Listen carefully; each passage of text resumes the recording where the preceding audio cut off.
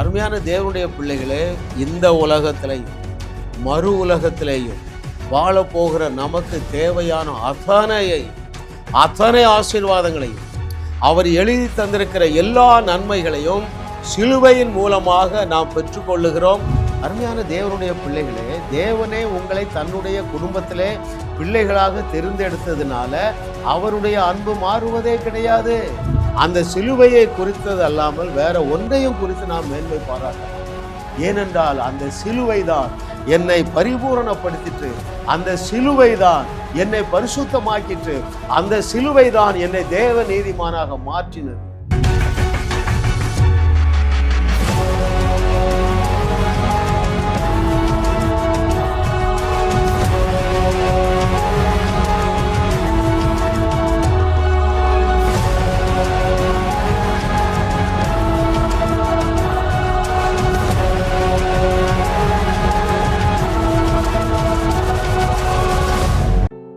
தேவனுடைய பிள்ளைகளுக்கு மாத்திரம்தான் சிலுவையின் மேன்மைகள் உண்டு. இயேசு கிறிஸ்துவை சொந்த இரட்சகராக ஏற்றுக்கொண்டவர்களுக்கு தான் சிலுவையின் மேன்மைகள் உண்டு. ரட்சிக்கப்பட்ட நமக்கு மட்டும்தான் சிலுவையின் மேன்மைகள் உண்டு. எனவே ரட்சிக்கப்பட்ட ஜனமே உனக்கு ஒப்பானவன் ஒருவரும் கிடையாது என்கிற வார்த்தை உண்மையிலும் உண்மையாக இருக்கிறது. ஹல்லேலூயா! கர்த்தரை தெய்வமாக கொண்ட நாம் பாக்கியவான்கள். ஏனென்றால் நமக்கு சிலுவையின் மேன்மைகள் உண்டு. ஹல்லேலூயா! 242வது அவருடைய அனந்த ஞானத்தை நம்ம தியானிக்க போறோம். அந்த தலைப்பே என்ன தெரியுமா? சிலுவையின் மேன்மைகள். இந்த சீசன்ல உலகமெங்கும் இயேசு கிறிஸ்துவுடைய சிலுவையை பற்றி தியானிக்கிறார்கள். ரைட்? அதனுடைய மெய்யான மேன்மைகள் சிலவற்றை ஆவியானவர் நமக்கு கற்றுத்தர போகிறார். ஆமென். ஹல்லேலூயா! பாருங்கள், உலக சரித்திரத்தை பிரித்தது கிறிஸ்துவுக்கு முன் கிறிஸ்துவுக்கு பின் என்று உலக சரித்திரத்தை இரண்டாக பிரித்தது அந்த சிலுவையினுடைய மேன்மை. அந்த சிலுவையினாலே நாம் பெற்றிருக்கிற நன்மைகளை நாம் தியானிக்கும் பொழுது நம்முடைய இருதயம் கொழுந்து விட்டு எரிகிறதா இருக்கிறது. நீங்களும் என்னோடு சேர்ந்து கொள்ள போகிறீர்கள். ஒரு சாதாரண வாழ்க்கை வாழ்ந்துவிட்டு இந்த உலகத்தை விட்டு போகலாம் என்கிற எண்ணத்தை நீங்கள் மாற்றுவீர்கள். நீங்கள் ஆபிரகாமை போல ஆசீர்வாதமான நபராக மாறுவீர்கள். பவுலை போல உலகத்தை உலுக்குவீர்கள். இயேசு கிறிஸ்துவை போல பலத்த அற்புதங்களை செய்து மரித்தோரை உயிரோடு எழுப்பி தண்ணீரின் மேலே நடந்து ஹல்லேலூயா கர்த்தரை தேவன் என்று உலகிற்கு வழிகாட்டுவீர்கள், காண்பிப்பீர்கள் என்று கர்த்தர் சொல்லுகிறார். ஹல்லேலூயா! பாருங்கள், அதனால்தான் பவுல் சொல்றான் அந்த மேன்மை. நான் அதை வாசிக்கிறேன் பாருங்க. Galatians chapter 6 verse 14. கலாத்தியர் 6வது அதிகாரம் 14வது வசனத்திலே பவுல் அப்போஸ்தலன் முழங்குகிறான் பாருங்கள். நானோ நம்முடைய கர்த்தராகிய இயேசு கிறிஸ்துவின் சிலுவையை குறித்தே அல்லாமல் வேறு ஒன்றையும் குறித்து மேன்மை பாராட்டாதிருப்பேனாக.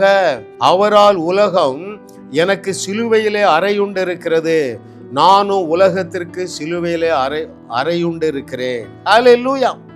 பாருங்கள், சிலுவையை பற்றிய மேன்மையை இந்த அப்போஸ்தலனாகிய பவுல் அறிந்ததினால் அவன் என்ன சொல்றான் பாருங்க.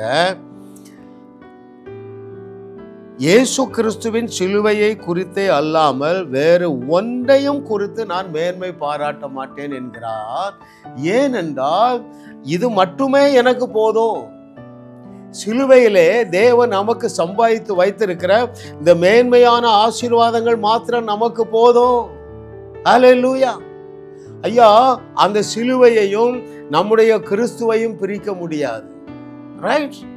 சிலுவையையும் வேதத்தையும் பிரிக்க முடியாது. சிலுவையையும் ஆசீர்வாதங்களையும் பிரிக்க முடியாது.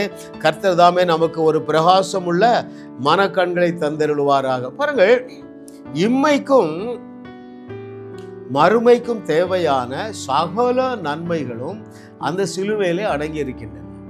நான் திரும்ப சொல்றேன், அண்ணாதுரை சொல்லுவாராம், கிறிஸ்தவர்கள் ஏதாவது பெட்டிஷன் கொண்டு போனா முன்னாள் முதலமைச்சர் அண்ணாதுரை அவர்கள் சொல்லுவார்களாம், நீங்கள் 2 உலகத்திற்கு சொந்தக்காரர்கள் ஆயிற்று என்று சொல்லி. அருமையான தேவனுடைய பிள்ளைகளே, இந்த உலகத்திலையும் மறு உலகத்திலேயும் வாழப்போகிற நமக்கு தேவையான அத்தனை ஆசீர்வாதங்களையும் அவர் எழுதி தந்திருக்கிற எல்லா நன்மைகளையும் சிலுவையின் மூலமாக நாம் பெற்றுக்கொள்ளுகிறோம். அதைத்தான் ஆவியானவர் இன்றைக்கு நமக்கு கற்றுத்தர போகிறார். ஹல்லேலூயா. சிலுவையின் மேன்மை, ஒரு 1/2 டஜன் மேன்மைகளை நம்ம தியானிக்க போறோம். ஹல்லேலூயா. நாம் யாவரும் அறிந்திருக்கிறபடி சிலுவை என்று சொன்னாலே அன்பின் அடையாளம். தேவாதி தேவனுடைய அன்பின் அடையாளம் தான் சிலுவை இல்லையா? அதை குறித்து நான் ஒரு வசனம் உங்களுக்கு வாசிக்கட்டுமா? ரோமர் 5வது அதிகாரம் 7, 8, 9 வசனங்கள். அவருடைய அன்புக்கு சாட்சியாக பவுலுக்கு வந்த வெளிப்பாடு பாருங்கள். ரோமர் 5, 7, 8, 9 வசனங்கள். நீதிமானுக்காக ஒருவன் மரிக்கிறது அரிது, நல்லவனுக்காக ஒருவேளை ஒருவன் மரிக்க துணிவான். நாம் பாவிகளாய் இருக்கையில் கிறிஸ்து நமக்காக மரித்ததினாலே தேவன் நம்மேல் வைத்த தமது அன்பை விளங்க பண்ணுகிறார். 9வது வசனம். இப்படி நாம் அவருடைய இரத்தத்தினாலே நீதிமான்கள் ஆக்கப்பட்டிருக்க கோபாக்கினைக்கு நீங்களாக அவராலே நாம் ரட்சிக்கப்படுவது அதிக நிச்சயம் அல்லவா? ஹல்லேலூயா. ஐயா, சிலுவை என்ன செய்தது? உங்களுக்காக எனக்காக இயேசு கிறிஸ்துவை கொலை செய்தது. இயேசு கிறிஸ்துவுக்கு ஒரு பலிபீடமாக அமைந்தது. இதுல என்ன சொல்றாரு பாருங்க, ஆண்டவருடைய அன்பு சிலுவைக்கு தன்னுடைய குமாரனை ஒப்பு கொடுத்தது. அந்த அன்பை அவர் என்ன எழுதுகிறார்டா, எப்பா ஒருவேளை நல்லவனுக்காக யாராவது மரிக்கலாம், ஆனா உலக சரித்திரத்தில் அப்படியே இருக்கான்னு எனக்கு தெரியல. ஆனா பாவிகளா இருக்கையிலே கிறிஸ்து நமக்காக மரித்ததினாலே அவருடைய அன்பின் அகலம் ஆழம் உயரம் இன்னதென்று அறிந்து கொள்ளக்கூடிய ஒரு பிரகாசம் உள்ள மனக்கண்கள் நமக்கு தேவை. Amen. Oh thank you lord for your goodness. அது யாரு தன்னை ஒப்பு கொடுக்கிறார்? ஜீவாதிபதி, ஜீவனுக்கெல்லாம் அதிபதி, தன்னுடைய ஜீவனையே தன்னுடைய உசிரையே உங்களுக்காக கொடுத்த அன்புங்க. ஹல்லேலூயா. இதை குறித்து இன்னும் பவுலுக்கு வெளிப்பாடு பாருங்கள். எபேசியர் 3வது அதிகாரம் 18 மற்றும் 19 வசனங்கள். The book of Ephesians chapter 3 verses 18 and 19.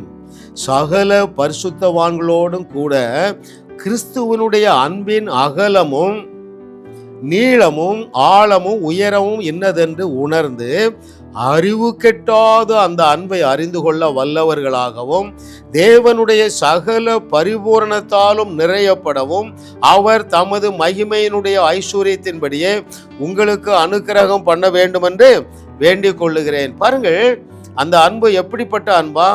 மனிதனுடைய அறிவு கெட்டாத அன்பு. ஒருவனும், அதாவது எந்த மனுஷனும் பூமியில நல்லவன் கிடையாது என்று நம்மை சிருஷ்டித்தவரே சர்டிஃபை பண்ணிட்டாரு. ஆனால் பாவிகளும் துரோகிகளுமாகிய நமக்காக இயேசு கிறிஸ்து தன்னையே ஒப்பு கொடுத்த அன்பு, அதுக்கு பேரு மனித அறிவு கெட்டாத அன்பு. ஹல்லேலூயா. முதலாவது பாவிகளா இருக்கையிலே தன்னையே பலியிட்ட அன்பு, இரண்டாவது அறிவுக்கு எட்டாத அன்பு, மூன்றாவது மாறாத அன்பு, unchanging love. Hallelujah. Oh thank you Lord, what a loving daddy. பாருங்க, எப்படி அங்கிள் சொல்றீங்க மாறாதுன்று? இயேசு கிறிஸ்துவிட்ட கேட்போமா? அருமையான தேவனுடைய பிள்ளைகளே, தேவனே உங்களை தன்னுடைய குடும்பத்திலே பிள்ளைகளாக தெரிந்தெடுத்ததுனால அவருடைய அன்பு மாறுவதே கிடையாது. What does it mean? ஐயா, இந்த அகாப்பே அன்பை விளக்குவதற்கு தான் இயேசு கிறிஸ்து நிதானமாக ஒரு ஸ்டோரியை நரேட் பண்றார். அது என்ன ஸ்டோரி? இளைய குமாரன் ஸ்டோரி, நல்ல தகப்பன் ஸ்டோரி. நீ என்னுடைய அன்பை நம்பல, இளைய குமாரன் தகப்புடைய அன்பை நம்பவில்லை. நம்பி இருந்தால் பன்றி மேய்ப்பதை தெரிந்து கொள்ளுவதற்கு முன்பதாகவே அப்பாவிடத்துல ஓடி வந்திருப்பானா இல்லையாங்க? எத்தனை பேர் புரியுதுங்க? சரி, பன்றி மேய்க்க போயிட்டான். அந்த நரேஷனையும் இயேசு கிறிஸ்து சேர்க்கிறாரு. நாற்றம் எடுக்கிற வாழ்க்கைக்கு போனா ஏன் அப்பாவுடைய அன்பை சந்தேகிது?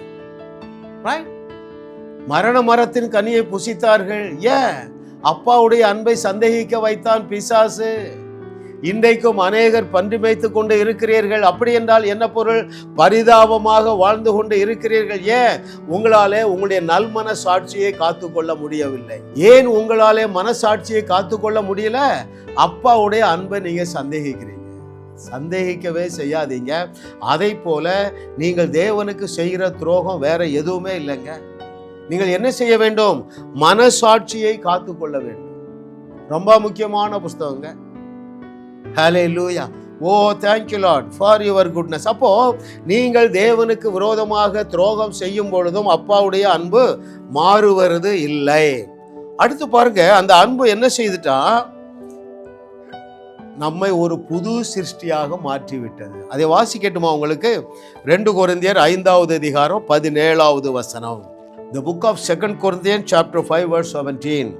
இப்படி இருக்க ஒருவன் கிறிஸ்துவுக்குள் இருந்தால் புது சிருஷ்டியா இருக்கிறான், பழையவைகள் எல்லாம் ஒளிந்து போயின, எல்லாம் புதிதாயின. இதை எபிரேய நிருப ஆக்கியோன் எப்படி விளக்குகிறார் பாருங்கள்.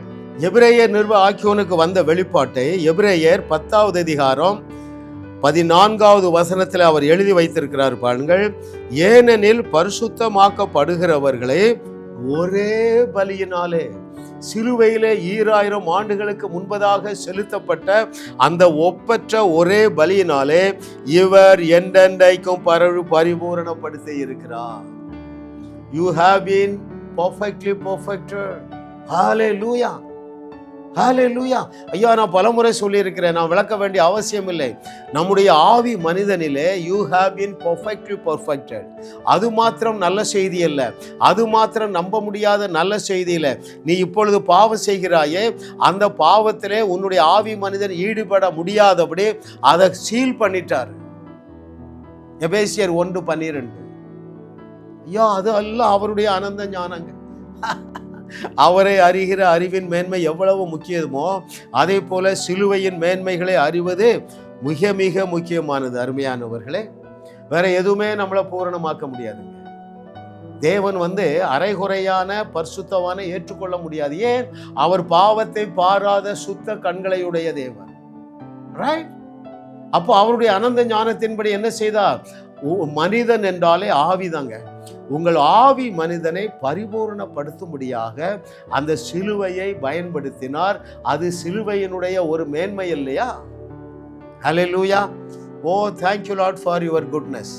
அதே எபிரேயர் 10:10 சொல்றார் பாருங்க. the very word is there. என்ன சொல்றாரு? இயேசு கிறிஸ்துவுடைய சரீரம் ஒரே தரம் பலியிடப்பட்டதுனால அந்த சித்தத்தின்படி நாம் பரிசுத்தமாக்கப்பட்டு இருக்கிறோம். ஐயா, எல்லாம் முடிந்ததுங்க. எதெல்லாம் முடிந்தது? உங்களை பரிசுத்தமாக்க வேண்டியது அவருடைய பணி. அதை சிலுவையிலே 2000 ஆண்டுகளுக்கு முன்பதாகவே, நீங்கள் பாவம் செய்ய துவங்குவதற்கு முன்பதாகவே அவர் முடிச்சிட்டார். இப்படிதான் இருக்கு பைபிள்ல. அப்படித்தான் டிசைன் பண்ணி வைத்திருக்கிறார். எழுதி இருக்கிறதை ஏற்றுக்கொள்ளுங்கள், ஏற்ற மிகு வாழ்வை காண்பீர்கள். இல்லைன்னா நீங்க என்ன செய்வீங்க தெரியுமா? யுத்தம் பண்ணுவீங்க. இந்த தேவனை நான் பிரியப்படுத்த நான் இன்னும் பரிசுத்தமாக வாழணும். ஹல்லேலூயா. ஐயா, இந்த பொய்யை நம்பி நான் ரட்சிக்கப்பட்டு 1/4 நூற்றாண்டு நான் கர்த்தர் நல்லவர் என்று ருசி பார்க்கவே இல்லைங்க. சதா குற்ற உணர்வு. என் ஜபத்தை கூட்டலையே, என் பரிசுத்தத்தை கூட்டலையே, என் பக்தியை கூட்டலையே, இப்படி நினைத்து நினைத்து நினைத்து 1/4 நூற்றாண்டு வீணாகி விட்டதுனால தான் நான் கத்தி கத்தி பேசுகிறேன். உங்களை அழைத்த உங்கள் தகப்பனாகிய தேவன் உங்களுடைய ஆவி மனுஷனை மாத்திரம்தான் பார்க்கிறார். It is perfectly perfected, so he is so pleased with you. யுத்தம் முடிஞ்சிட்டுப்பா. என்ன யுத்தம்? நீங்க பரிசுத்தம் மாறதுக்கு போராடுறீங்க பாருங்க, அந்த யுத்தம் முடிந்து விட்டது. The war is over. கேட்கிறதற்கு காதுள்ளவர்கள் கேட்க கடவர்கள். 65 ஆண்டுகள் நான் கிறிஸ்தவ குடும்பத்தில் பிறந்திருந்தாலும் கர்த்தர் நல்லவர் என்று ருசி பார்க்கவில்லை. அருமையானவர்களே, சிலுவையின் மேன்மையை அறியவில்லை. தகுதி இல்லாத என்னை, பாவியா இருந்த பொழுதே என்னை மீட்டெடுத்த வல்லமை. ஹல்லேலூயா. அதனால்தான் அவன் சொல்றான், அவர் அந்த சிலுவையை குறித்தது அல்லாமல் வேற ஒன்றையும் குறித்து நான் மேன்மை பாராட்ட மாட்டேன். ஏனென்றால் அந்த சிலுவை தான் என்னை பரிபூரணப்படுத்திட்டு, அந்த சிலுவை தான் என்னை பரிசுத்தமாக்கிட்டு, அந்த சிலுவை தான் என்னை தேவ நீதிமானாக மாற்றினது. ஹல்லேலூயா. ஐயா, இதுல இன்னொரு லெவல் அன்பு என்ன தெரியுமா? It is unconditional. Not only unchanging, it is unconditional. Hallelujah. ஒரே ஒரு கண்டிஷன் தாங்க, ரொம்ப எளிமையாக நீங்க ஃபுல்ஃபில் பண்ணிடலாம். எழுதி இருக்கிறத ஏற்றுக்கொள்ளும். நான் என்ன வாசிக்கிறேன்? அந்த ஒப்பற்ற ஒரே பலியினாலே உங்கள் ஆவி மனிதனிலே நீங்கள் பரிபூரணமாக்கப்பட்டு இருக்கிறீர்கள் என்று வேதம் சொன்னால் சரிசார்னு ஏற்றுக்கொள்ளு. நீ அநேக பாவங்கள்லேருந்து வெளியே வருவா. நீ என்ன நினைக்கிறீங்க? அங்கிள் உங்களுக்கு தெரியாது அங்கிள், எனக்கு போனோகிராஃபிலேருந்து இன்னும் விடுதலை இல்லை, நான் இன்னும் சில பாவத்தில் இருக்கிறேன். அருமையான மகனே மகளே, இன்னைக்கு உன்னுடைய கண்கள் திறக்கப்படுகிற நாள். உன்னுடைய குறைவுகளின் மத்தியிலும் உன்னுடைய ஆவி மனுஷனிலே நீ பரிசுத்தமாக்கப்பட்டு பரிபூரணமாக்கப்பட்டு இருக்கிறதுனால உன்னை அழைத்த உன் தகப்பனாகிய தேவன் உன்னை குறித்து திருப்தியா இருக்காருப்பா. நீனும் உன்னை குறித்து திருப்தியாயிரு, சந்தோஷமாயிரு, மகிழ்ச்சியாயிரு, களிகூறு. ஏன்? நம்முடைய பிரயாசத்தினால நம்மை குவாலிஃபை பண்ணவே முடியாதுங்க.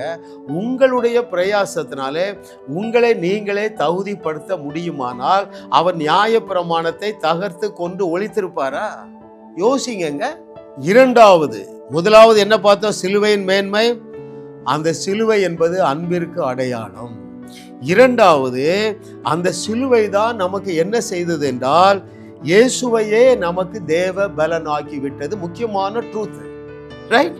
ஐயா, ஓம் பலத்துல நீ அற்புதமே செய்ய வேண்டாம், ஓம் பலத்துல நீ என்ன செய்ய வேண்டாம், பரீட்சையில பாஸ் ஆக வேண்டாம். ஹல்லேலூயா. Oh, thank you Lord, what a loving daddy. We are not able to comprehend the supernatural provision out of the cross. சிலுவையின் நிமித்தமாக தேவன் நமக்கு ஏற்படுத்தி வைத்திருக்கிற மேன்மைகளை அருமையானவர்களை நம்மால கிரகிக்கவே முடியாதுங்க. அதை வாசிக்கிறேன் பாருங்கள். 1 கொரிந்தியர் 1வது அதிகாரம் 18வது வசனம். The book of 1 Corinthians chapter 1 verse 18. சிலுவையை பற்றிய உபதேசம் கெட்டு போகிறவர்களுக்கு பைத்தியமாய் இருக்கிறது, ரட்சிக்கப்படுகிற நமக்கோ அது தேவ பலனாக இருக்கிறது. நீங்க எல்லாம் ரட்சிக்கப்பட்டிருக்கீங்க இல்லையா?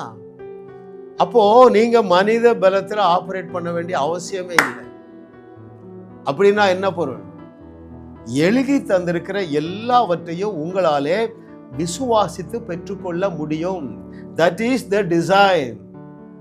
That is the divine design and the desire. ஐயா, தேவன் அப்படித்தான் வடிவமைத்து வைத்திருக்கிறார். அருமையானவர்களே, மனுஷ பலத்தை கொண்டா தாவீது கோலியாத்தை வீழ்த்தினான். யோசிங்க. யோனத்தான் பெலிஸ்தர் சேனையையே முறியடித்தானே, மனித பலத்தினாலே முறியடித்தானா அல்லது தேவ பலத்தினாலே முறியடித்தானா? ஐயா, தாவீது, யோனத்தான், நெகமியா, அந்த பழைய ஏற்பாட்டு பரிசுத்தவான்கள் ஒருவரும் நம்ம பக்கத்துல வர முடியாதுங்க. ஏனென்றால் அவர்களுக்கு சிலுவையின் மேன்மை இல்லை, அவர்களுக்கே தேவ பலன் வேலை செஞ்சதுங்க. அந்த என்ன அழகா சொல்ற பாருங்க, சிலுவையை பற்றிய உபதேசம் கெட்டு போகிறவர்கள், அதாவது வாழ்க்கையிலே தோல்வியோடு இருக்கிறாங்களே, அவர்களுக்கு பைத்தியமா இருக்கு. நான் கத்தி கத்தி பேசுறேன், தேவ கிருபையை சத்தியத்தின்படி போதிக்கிறேன். ஆயிரக்கணக்கான நபர்கள் ஏற்றுக்கொள்ளுகிறார்கள், இன்னொரு நூற்றுக்கணக்கான ஜனங்கள் எதிர்த்து நிற்கிறாங்க. பைத்தியமா தோணுது. எப்பா, உனக்கு தேவ பலன் இருக்கு, எனவே நீ ராட்சதனை வீழ்த்திடலான்னு சொன்னா, பிரதர் அந்த அளவுக்கு நான் பரிசுத்தவான் கிடையாது பிரதர், அந்த அளவுக்கு நான் ஜெபம் பண்ணல பிரதர். சரி வச்சிக்க, நீ ஜெபத்தை நம்புற, முழங்கால நம்புறால வச்சிக்கன்னு ஆண்டவர் கொடுத்துறாரு. அதனால தான் அப்பப்போ சொல்லிக்கிறாரு, கேட்கிறதற்கு காதுள்ளவர்கள் கேட்க கடவர்கள். அருமையான தேவனுடைய பிள்ளைகளே, அந்த சிலுவையினுடைய ஒரு மேன்மை என்னவென்றால் இயேசுவையே உங்களுக்கு தேவ பலனாக மாத்திரமல்ல தேவ ஞானமாக மாற்றிவிட்டது. அதை வாசிக்கட்டுமா? 1 கொரிந்தியர் 1வது அதிகாரம் 24வது வசனம். ஆகிலும் யூதரானாலும் கிரேக்கரானாலும் எவர்கள் அழைக்கப்பட்டு இருக்கிறார்களோ அவர்களுக்கு கிறிஸ்து தேவ பலனும் தேவ ஞானமுமாயிருக்கிறார். அந்த தேவ ஞானம் என்ன செய்யும் தெரியுமா? எழுதி இருக்கிற எல்லாவற்றையும் எனக்குன்னு எடுத்துக்கணும். எத்தனை பேரு புரியுது? இயேசுவாகிய ஞானம் என்ன செய்யும் அருமையானவர்களே? எழுதி இருக்கிற எல்லாவற்றையும் எனக்கென்று எடுத்துக்கொள்ளும். ஹல்லேலூயா. ஒரு அருமையான மகள் பாருங்க, எக்ஸாம் போறான், அவங்க ஸ்கூல்ல 80 பேர் எழுதுறாங்க. நான் பேசுறேன், இயேசுவாகிய ஞானம் ஸ்வீட்டிமா, இயேசுவாகிய ஞானம் உனக்கு வேலை செய்யும், இந்த 80 பேர்ல நீதான் டாப் ரேங்கர் என்று பேசுறாங்க. சொன்னபடியே ஆகும் என்று சொன்னார் ஐயா. அவர் சொன்னபடியே ஆயிற்று மகனே. அவர் சொன்னார், அப்ப நீ சொன்னபடிதான். அவங்க ஸ்கூலில் பேனர் வச்சு அவளை பாராட்டினாங்க. போன வாரம் நடந்த ஒரு அற்புதங்க. அதாவது இப்போ நான் எதை பற்றி பேசுகிறேன்? இயேசுவையே நமக்கு ஞானமாக்கிட்டார். அந்த ஞானம் என்ன சொல்லுதுன்னா, நான் சொன்னபடி தான் ஆகும் என்று சொல்லுகிறது. அந்த ஞானத்தை நான் கட்டவிழ்க்கிறேன் பாருங்களேன். ஒரு நண்பர் என்னுடைய காரை டிரைவ் பண்ணிட்டு வந்தார். அப்போ பேசுறாரு, என்னுடைய மைத்துனர் எங்க போயிருக்கிறாரு? பாம்பேக்கு போறாரு. ஐயா, எதுக்கு போறாரு?